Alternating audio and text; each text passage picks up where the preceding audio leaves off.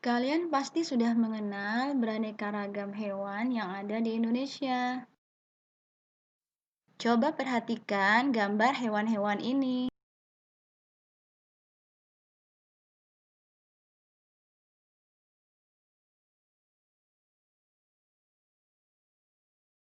Kalian pasti sudah sering melihatnya, bukan?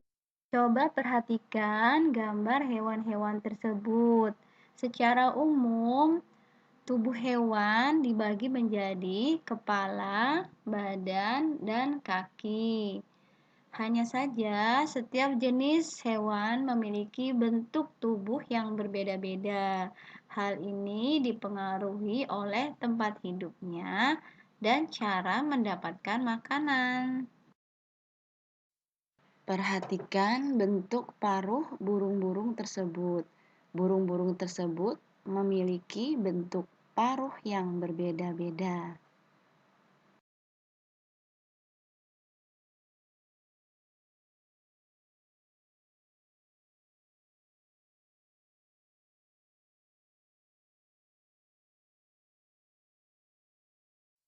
Mengapa demikian? Hal ini berhubungan dengan cara mendapatkan makanannya. Burung pipit memiliki bentuk paruh pendek, tebal, dan runcing, berfungsi untuk memecah biji-bijian seperti padi. Burung pelikan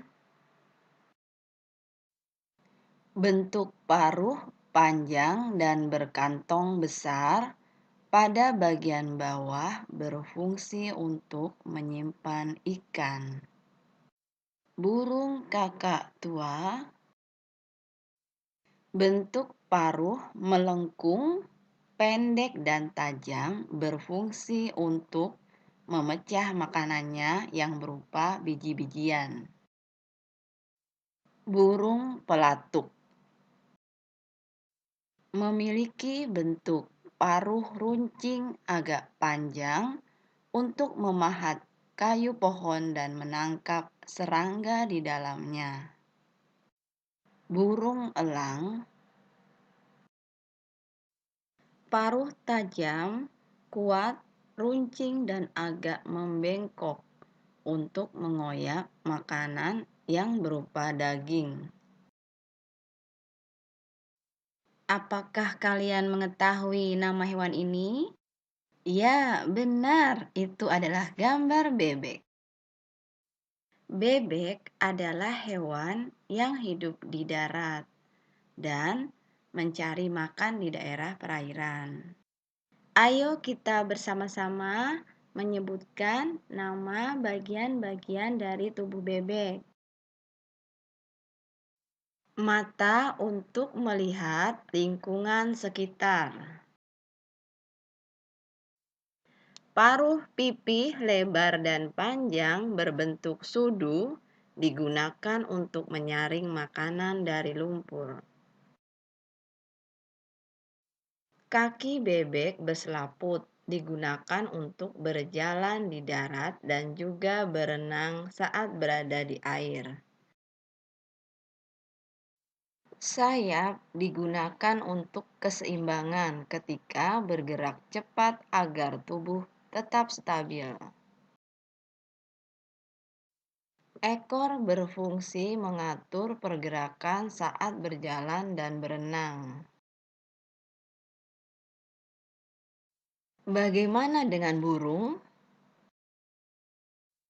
Dapatkah kalian menyebutkan nama bagian-bagian burung tersebut dan fungsinya?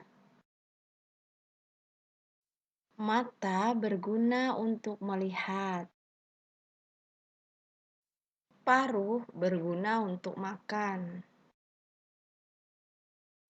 Kaki berfungsi untuk bertengger pada dahan pohon. Ekor berfungsi menjaga keseimbangan tubuh saat terbang.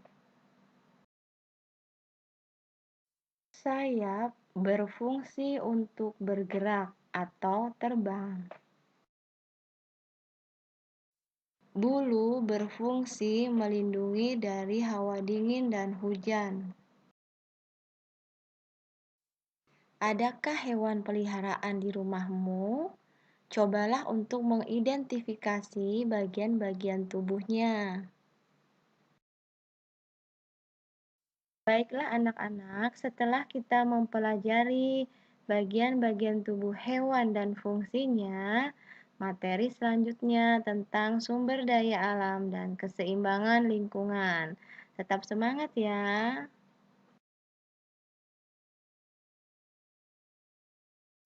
Dimanfaatkan susu dan dagingnya. Dimanfaatkan daging dan telurnya. Selain dimanfaatkan dagingnya, bulu domba juga dimanfaatkan untuk membuat baju hangat atau sweater.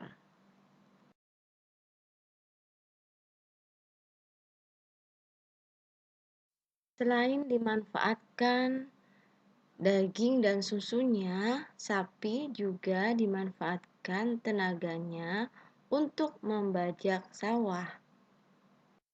Dapatkah kalian menyebutkan nama hewan lain dan juga manfaatnya bagi kita?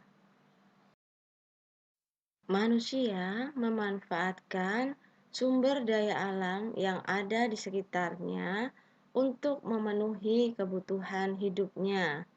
Hewan termasuk sumber daya alam yang dimanfaatkan manusia.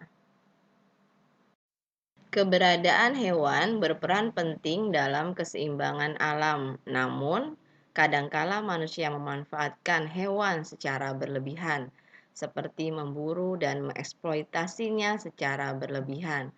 Padahal hewan-hewan tersebut memiliki peran penting dalam keseimbangan alam. Perhatikan rantai makanan di bawah ini. Padi dimakan tikus. Tikus dimakan ular. Bila ular diburu secara berlebihan untuk diambil kulitnya, maka populasi ular menjadi berkurang. Hal ini menyebabkan jumlah tikus meningkat. Peningkatan jumlah tikus menyebabkan padi rusak dimakan tikus, sehingga bisa menyebabkan petani gagal panen. Hewan langka adalah hewan yang hampir punah. Jumlahnya sangat sedikit di alam dan jika tidak diambil tindakan pencegahan, hewan ini akan lenyap sepenuhnya dari muka bumi. Komodo, cendrawasih, badak bercula satu, hewan-hewan ini merupakan hewan langka yang ada di Indonesia.